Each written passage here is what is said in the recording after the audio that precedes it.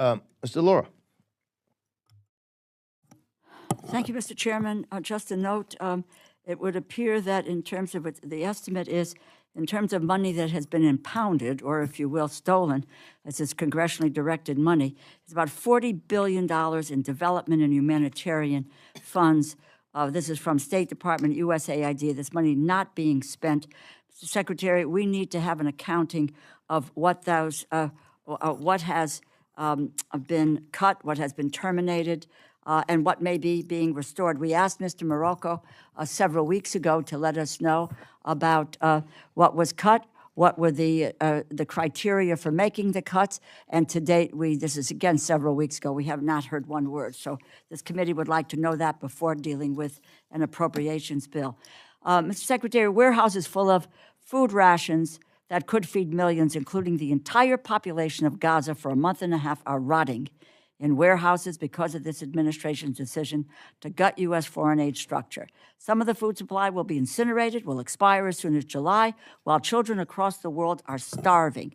The administration's haphazard cancellation of contracts and freezing of funds have stopped food aid from getting to the most vulnerable people. World Food Program Director Cindy McCain called me. They ran out of food at WFP, and the Israelis would not open the gates, so the food is there rotting. This food is grown by U.S. producers, paid for by American taxpayers, and really, I don't know how the administration justifies allowing this food to rot while civilians are starving. Can you commit to us to ensuring that food aid will not go to waste in warehouses and will instead be distributed to people in need as directed by the Congress? Will you ensure this food aid moves as quickly as possible to its intended destinations? Well, you just outlined, the answer is yes, because you just highlighted the impediment was not us. We're not telling them they can't distribute the food. The impediment you pointed out that Cindy McCain told you about was that some government was standing in the way, and that's been part of the conversations that I was speaking about with Mr. Quigley. With Mr. Quigley, you were doing that, but that really gets to the question of how strong the U.S. is going to be in leading the humanitarian assistance that needs to get into Gaza and some of these other places. That is a leadership role. That is a role for the Secretary of State, and is a role for this administration.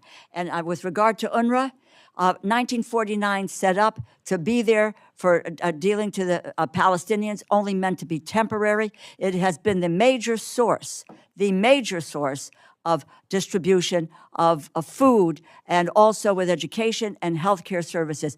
I would like to ask you, tell us your alternatives. To date, we have not had any alternatives. Well, we would love to find an alternative. We need to find an alternative. We're actively looking, if not to build an alternative with our regional partners, but it's not going to be a group that's controlled by Hamas and has a bunch of Hamas operatives. Well, the fact of the matter is, Qatar is controlled by, right, Qatar deals with Hamas. Folks, thank you, Mr.